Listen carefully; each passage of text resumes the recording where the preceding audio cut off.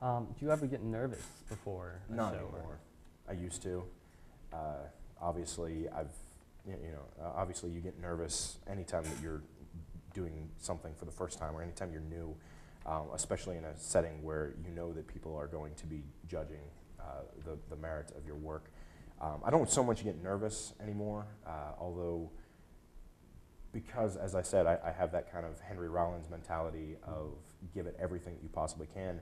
And the standards that I hold myself to are that if I have the energy to remain standing after I'm done with a poetry set, then I feel like I did it wrong. And the way I look at it is anybody who is at a show that I'm involved with, either they paid a cover or they invested their time. Somehow that every person in an audience has made an investment, whether it's monetary or just an investment of their time and being. They've made it an investment with,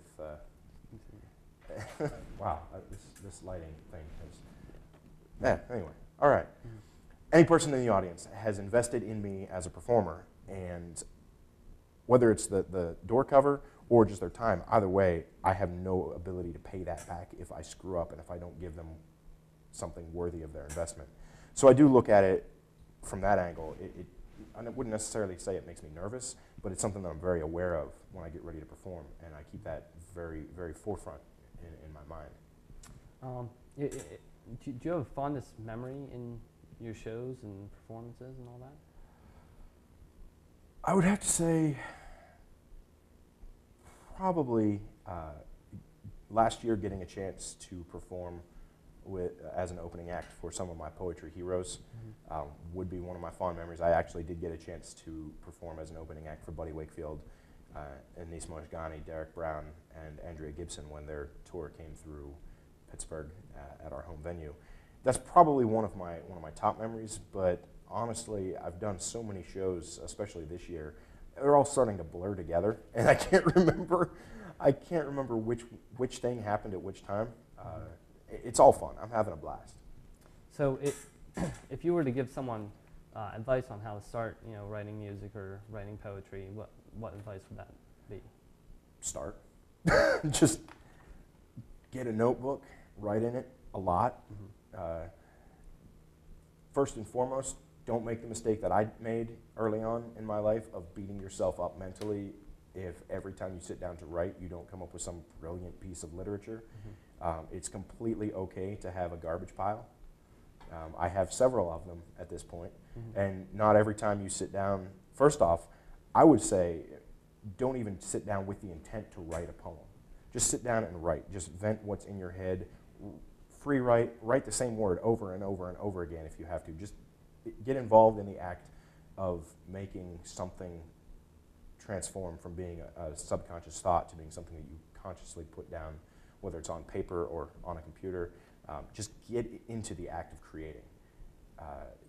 Everything else comes afterwards. You can go back, you can revise, you can edit, you can go back to journal entries that you wrote 4 years ago and realize, hey, there's something I can work with here. But if you don't have that initial pile of words, you're just going to be stuck looking at a blank piece of paper and going, okay, what do I do? Where do I go next? So advice would be just do it. Just get out there. Don't worry about being perfect. Don't worry about writing something amazing. Don't worry about what people are going to think.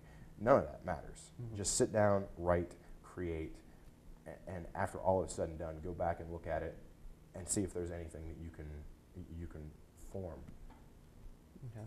So do you have any musical or inspirations or anything like that? I'm actually far more inspired and influenced by musicians than I am by poets. Okay. I've already name dropped Black Flag a couple of times, Yeah. which is ironic because I'm not really a fan of their music. I'm absolutely a fan of everything that they represented. Bands that I listen to have played so much more into the sphere of influence as far as shaping both how I write and how I perform. The way that I structure my sets together kind of confuses people when I go to poetry shows because I treat it like what I'm doing as a punk rock band that just happens to not have any instruments. So if you come see me at a performance, what you're going to get is I'm not going to introduce myself. I'm not going to sit and take 30 or 40 seconds telling you who I am and why you should listen to me. I'm not going to tell you in between each poems what this poem was about. I'm not going to banter with you. I'm just going to go. I'm going to explode. I'm going to give it everything that I have, go as hard as I can, and be done before you even realize what just happened to you. Because that's how every band that I ever grew up listening to and ever grew up being inspired by did it. Just, it was good enough for the Ramones. Just count off 1, 2, 3, 4, play your opening chord, and then keep going. Keep going and don't stop. Not very many poets look at it like that.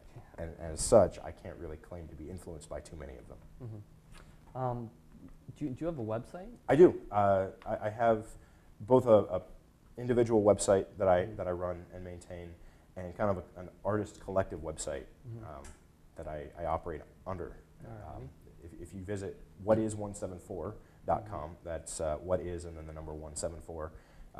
Whatis174.com would be the overall site. I have kind of my own independent publishing venture that I created, so I could make my own chapbooks look more legitimate, and then it somehow magically grew into something a little more real. My personal website is just williamjames.whatis174.com, and I just recently updated it within the last few weeks. It's got an entirely new visual design, entirely new content updates, and I have a blog that I absolutely forget about frequently and maybe update once every few months.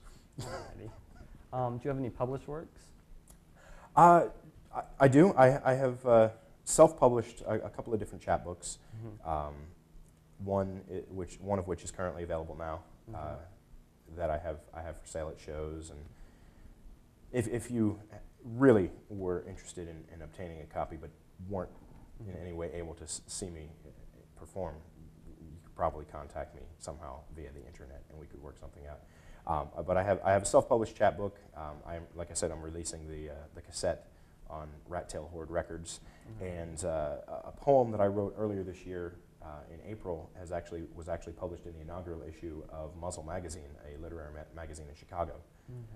So I am now thinking of making that next plunge into the land of terror and neurotic artistic insecurities by trying to submit more of my work to be published elsewhere. It's an absolutely terrifying thought, so I've been avoiding it for a long time, but who knows? We'll see what happens. Alrighty, well, I'm glad you can come visit us and get Absolutely. All right, It was a good time. Yep, thanks for coming.